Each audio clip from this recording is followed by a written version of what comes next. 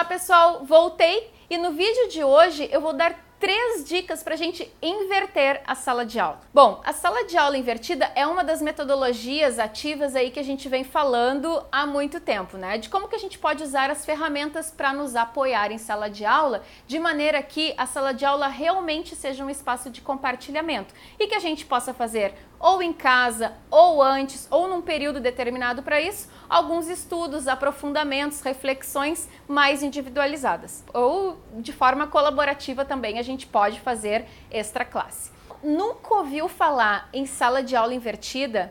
Então dá uma pesquisada no Google, no buscador, por sala de aula invertida, metodologias ativas, que vai vir um monte de coisas, um monte de indicações lá. Vale a pesquisa. Então eu selecionei aí 3 possibilidades para a gente trabalhar realmente invertendo a sala de aula, dentro do Google Sala de Aulas. Lá dentro do Google Sala de Aulas tem, na aba nova, que eu já comentei no vídeo passado, uma aba chamada Atividades.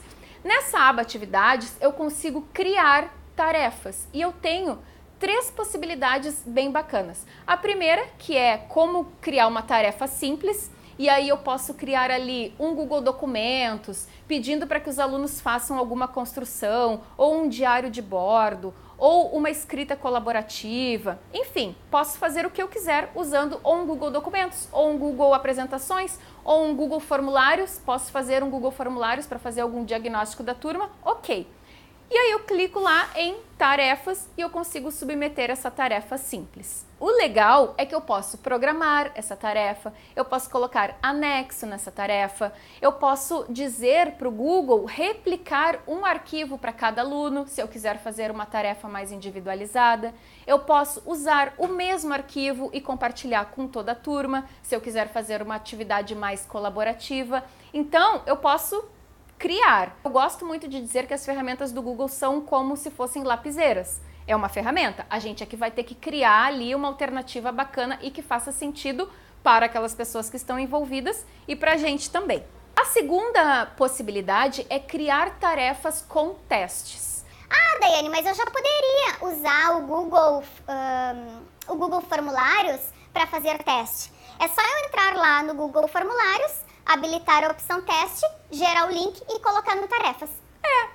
Dá para fazer isso também. Mas o Google, super espertinho, resolveu habilitar, disponibilizar essa função. Então tem uma possibilidade lá que eu clico em tarefa com teste e aí automaticamente já vem um Google Formulários formatado com essa possibilidade de testes. Daí, com isso, você entra ali e configura do jeito que você quiser. É um caminho diferente. Eu poderia ter feito lá dentro de uma pasta minha no Drive e configurar e depois entrar lá no Tarefa Simples e puxar? Sim, poderia. Mas tem um caminho mais fácil para fazer isso, que é usar essa tarefa com teste.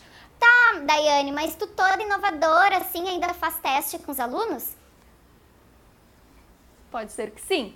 Não significa que teste nesse contexto seja uma prova. Você pode ter lá um formulário com algumas questões, valendo ponto, gamificar, pedir para eles fazerem em grupos, pedir para os próprios alunos criarem as questões e depois você fazer um compartilhamento com essas questões. Tem um monte de formas de fazer isso. As pessoas, os alunos hoje em dia, estão muito engajados em atividades que oportunizem gamificação.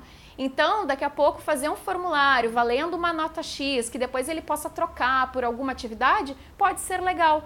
Eu acho que assim, as pessoas têm que se dar conta que não é porque agora a gente quer trabalhar com outros modelos inovadores que a gente não pode usar estratégias um pouco mais tradicionais de uma forma ressignificada. A gente pode também. E a terceira dica é o Perguntas. Então, o Perguntas é uma forma super fácil, super rápida de interagir com a turma. Eu posso ter algumas perguntas ali já programadas previamente, posso ter um banco lá de perguntas programadas no meu Classroom, de maneira que só eu veja e os meus alunos ainda não vejam, e tô lá numa aula com alguma discussão, quero propor uma reflexão rápida, disponibilizo ali a questão na hora, eles conseguem lá marcar e conseguem gerar relatórios de quantos alunos estão respondendo quais alternativas. Eu consigo criar perguntas tanto de múltipla escolha como também perguntas abertas, perguntas rápidas abertas. Então é uma ferramenta legal para dar uma dinamizada ali na sala de aula, fazer uma atividade diferenciada, assim, tipo, tô a fim de fazer um negócio diferente. Então tu pode fazer utilizando a ferramenta, a possibilidade ali de criar perguntas.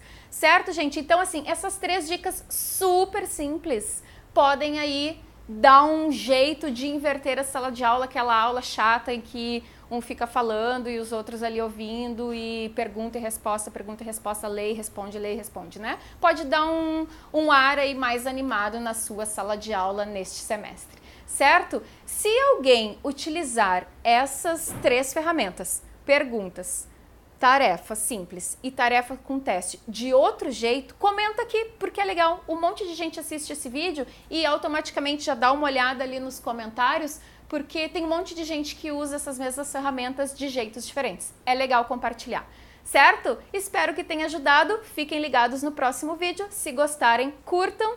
Se não gostarem, não façam nada.